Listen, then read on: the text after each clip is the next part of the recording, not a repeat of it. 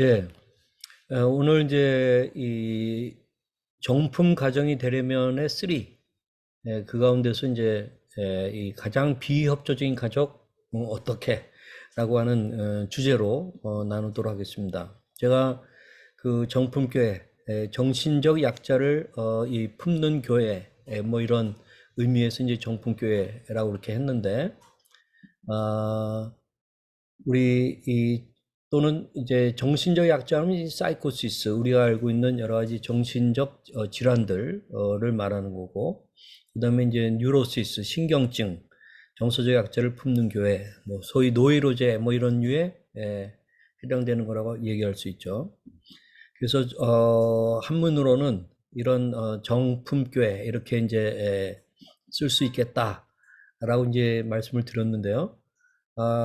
성경적으로 보면 이런 교회가 바른 교회예요. 이 때문에 정신적 약자나 정서 약자를 품어내지 못하고 있는 많은 교회들은 제가 이제 농담으로 반품 교회다 그렇게 이제 말씀을 드렸었죠. 또 정품 교회와 정품 가정, 정품 교회를 이루기 위해서는 가정 자체가 특별히 이제 이런 당사자가 발생한 가정은 더더욱이 그 가정 자체가 정품 가정이 돼야 되는 거죠. 그래서 이제 이 제가 가정의 달 정품 가정 이제 설교 시리즈로 해가지고 정품 가정이 되려면 첫째 이 정품 가정의 정의와 특징, 그다음에 이제 둘째 마음 돌봄의 의사소통. 그리고 오늘 가장 비협조적인 가족 어떻게 할 것인가 하는 것을 다루도록 하려고 합니다. 다시 한번 정품가정이란 의미를 공유를 좀 했으면 좋겠는데, 일반적으로 정신건강 문제에 대해 잘 알고 사랑하는 사람에게 정서적 지원과 실질적인 도움을 제공할 수 있는 가정, 그렇게 이제 이해하면 좋겠습니다. 어저께 패밀리 파워 그 정모 때 영화 모임을 가지면서 인사이드 아웃이라고 하는 그 픽스사의 아주 유명한 아이들도 좋아하고 가족들도 부모 성인들도 좋아하는 이런 우리 뇌 속에 있는 5가지 그 감정의 그런 것들을 가지고 이제 영상을 보면서 좀 나눴었습니다. 아주 좋은 시간을 가졌는데요. 거기 뭐 기쁨이, 그다음에 뭐 버럭이, 또 슬픔이, 그다음에 아주 까칠이, 그다음에 소심이 이렇게 5개의 그런 그 감정들이 상호작용을 어떻게 하고 라일리라고 하는 그 아이를 어떻게 이제 영향을 주는지, 그리고 서로가 이제는 나중에는 이제 서로 조화롭게 서로를 인정하고 역할을 인정하는 그런 차원으로 가면서 라일리가 아주 행복한 삶을 살게 되는 뭐 그런 것들을 어저께 같이 좀 나눴었습니다. 그러면서 소그룹 모임을 가졌는데 저는 두 당사자가 있었고 두 어머니가 같이 계셨어요.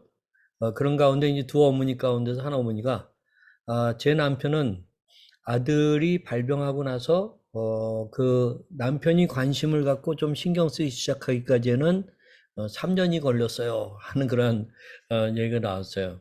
그랬더니 이제 한 어머니는 제 남편은 5년이 걸렸어요 하고 이제 얘기를 해서 좀 상당히 의미 있게 또 나눴는데, 같은 소그룹은 아니었지만은 또 다른 분 제가 잘 알고 있는 또 한 분이 있습니다.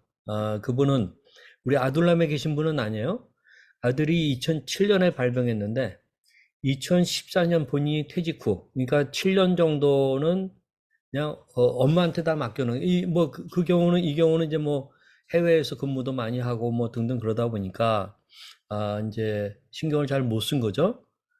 그래서 이제 2014년 퇴직 후에 조금씩 신경 쓰다가 본격적으로 2016년부터 2년간 매일 함께 몇 시간씩 걸으면서 이제 서로 더 이제 그 아들과 함께 더 친해지고 신뢰가 회복이 되고, 그런 가운데 지금은 또 아주 잘 이렇게 그 아버지가 역할을 하고 계세요.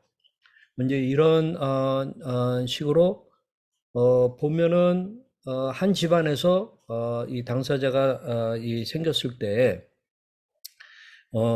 이 부모 가운데나 또는 뭐 배우자라든가 그래서 한쪽은 좀 관심을 갖고 책임도 지고 막 여러 가지 노력은 하지만 또 다른 쪽은 여러 가지 이유로 특히 남편들의 경우는 아마 그럴 거라고 저는 생각해요.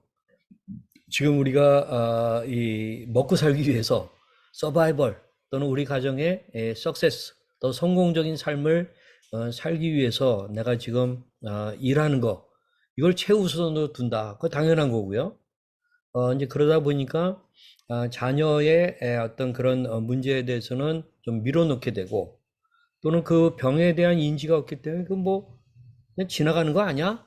라고 이제 가볍게 생각을 하는 경향도 있고 또 나는 더 집안에 정말 필요한 그 경제적인 부분을 내가 책임을 더 져야지 하는 면에 있어서 그럴 수도 있고 뭐 등등 그러다 보니까 한동안은 어떻게 보면은 어머니 입장에서는 아내 입장에서나 또는 뭐 남편이 그럴 수도 있고 그런 경우에 조금은 섭섭하다.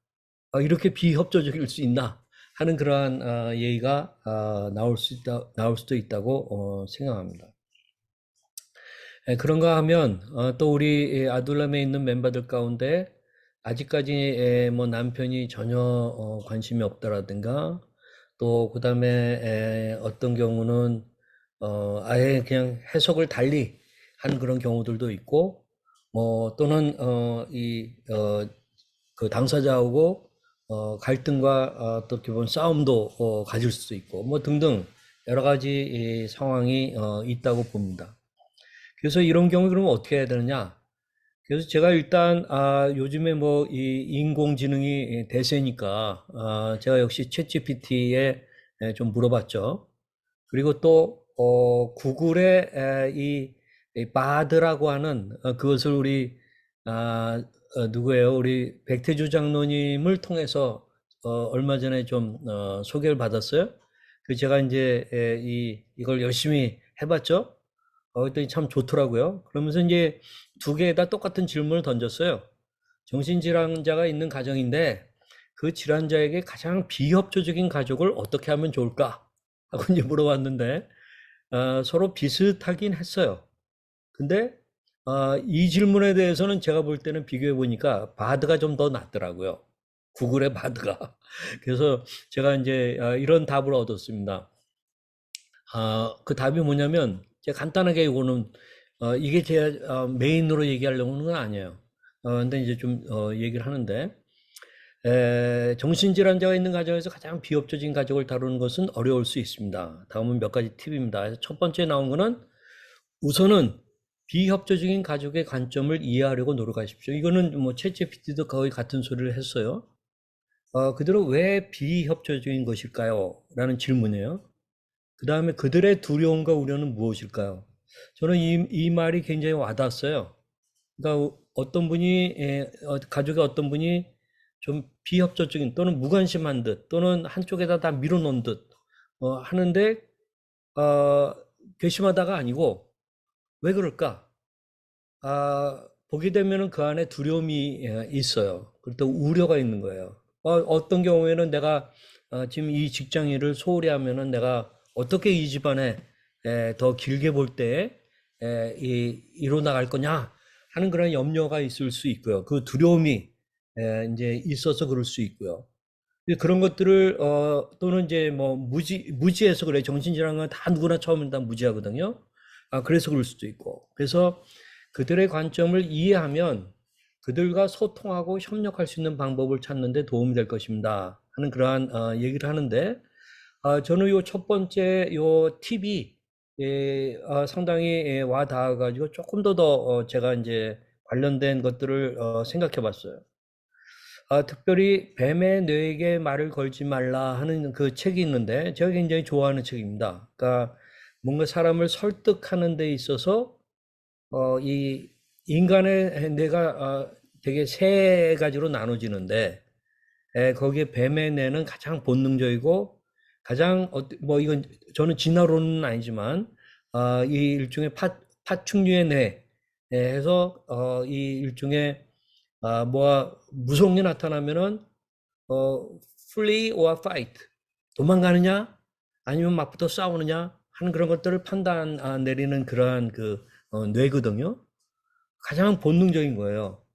그래서 뱀의 내게 말을 걸지 말라 하는 이 책을 갖다가 이 마크 골스톤이라고 하는 정신과 의사고 UCLA의 신경정신학 교수인데, 이 정도만이 아니라 이 사람은 미국에서 뭐 예를 들면은 어떤 이 총을 가지고 어떤 건물을 나 가족을 갖다가 위협하면서 이 납치했다든가, 그럴 때 그 사람하고 설득하는 거, 그런 설득하는 것을 이 뭐 FBI 그 요원들을 갖다가 교육하고 훈련하고, 아주 그 어려운 그 뭐 그런 위기적인 상황 속에서의 그 협상하는 것들을 훈련해 주는 그러한 분이세요.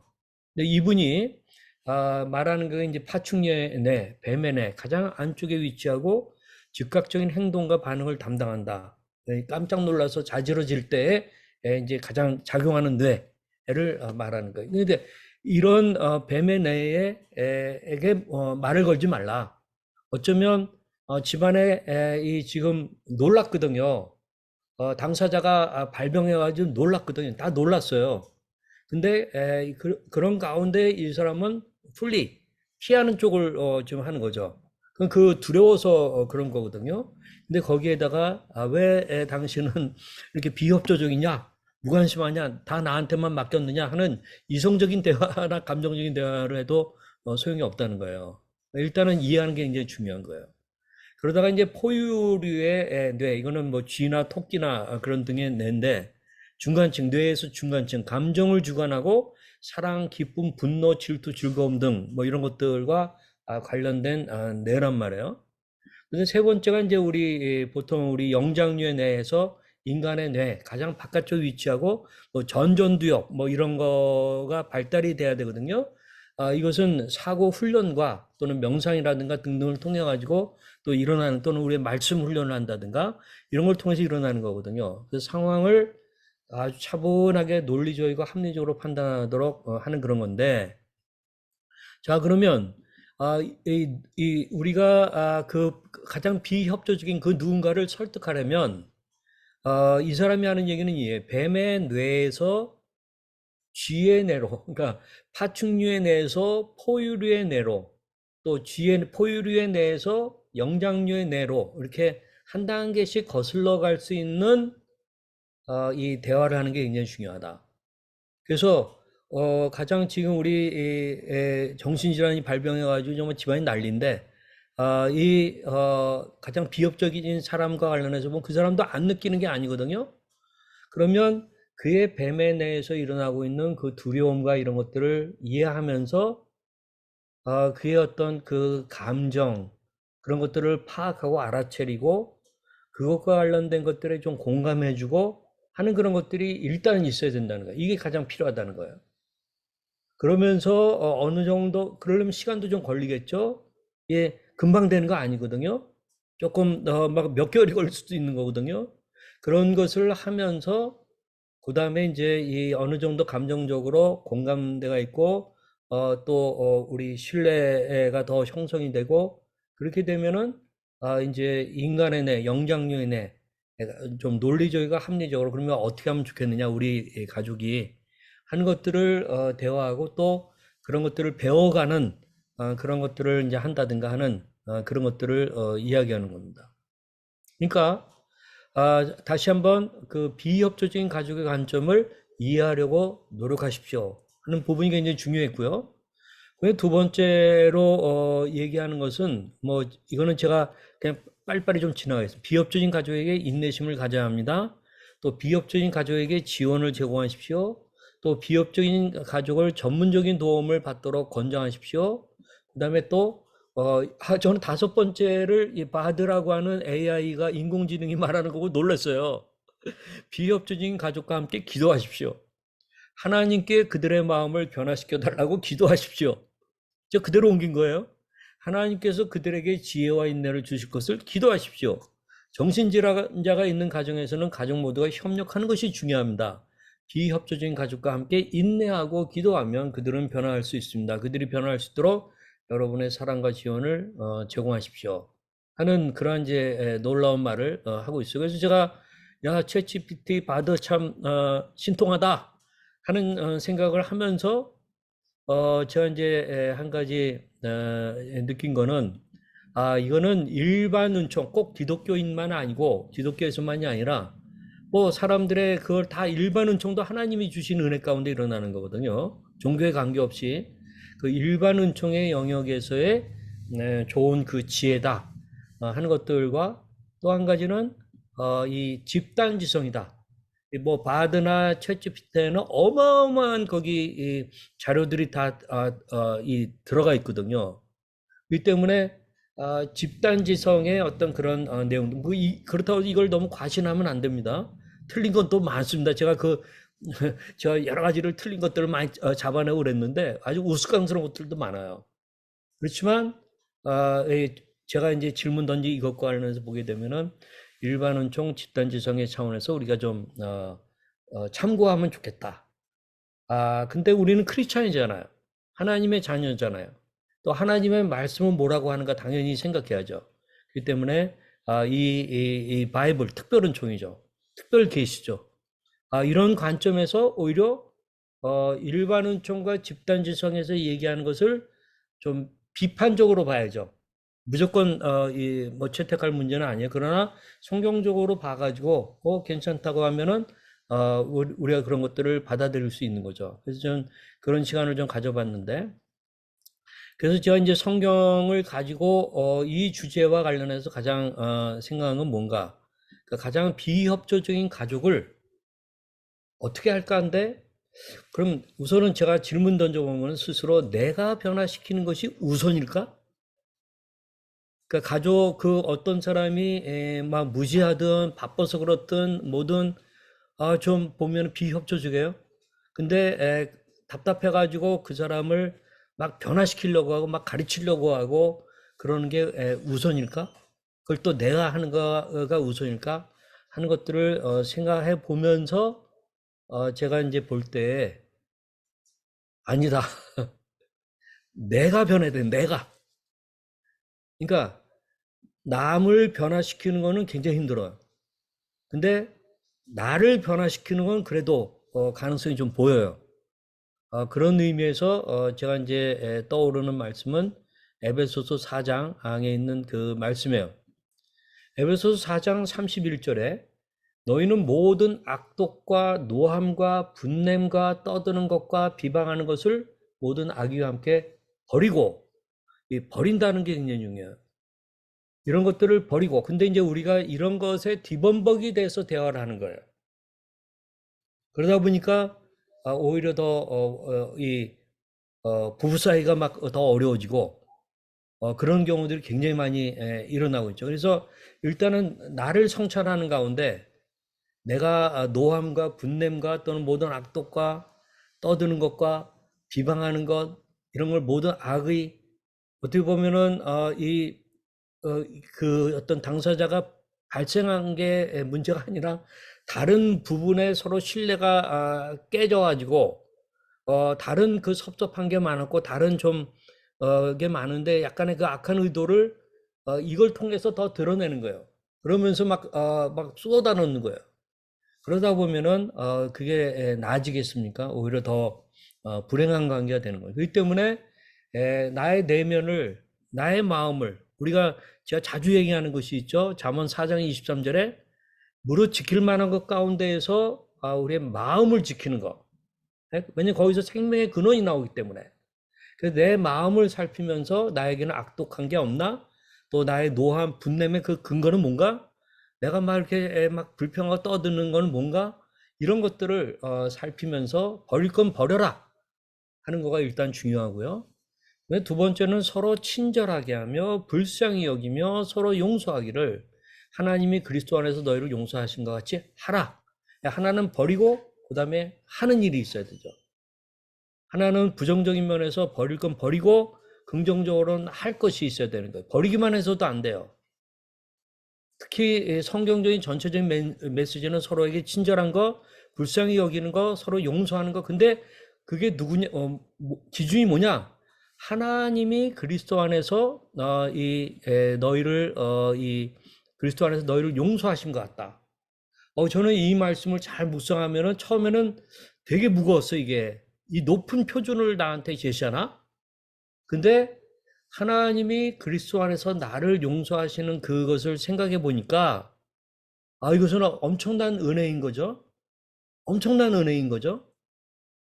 그러면서 예수 그리스도가 다 그것을 갚았기 때문에, 행했기 때문에, 내가 갚을 것을 다 했기 때문에 그 안에 거하고 그를 바라보게 되면은 나에게는 더 엄청난 것이 탕감받았기 때문에 조그마한 것 정도는 용서하는 거가, 탕감해 주는 거가 어렵지 않다라는 거거든요.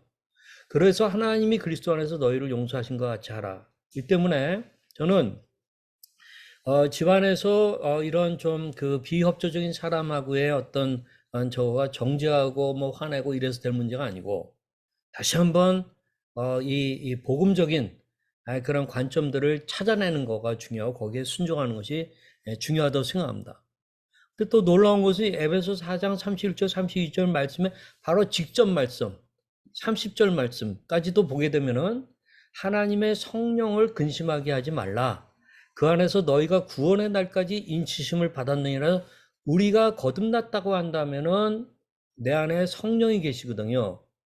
내주하시는 성령, 그분하고의 관계가 있다라는 얘기예요. 근데 그분을 근심하게 하지 말고 그분에게 민감해서 그분을 기쁘게 하는 그러한 것들을 더 하는, 자기의 내면을 살피고 나의 그 하나님과의 관계를 살피고 내 안에 계신 성령께서는 엑스레이보다도 나를 더 아주 정확하게 살핍니다.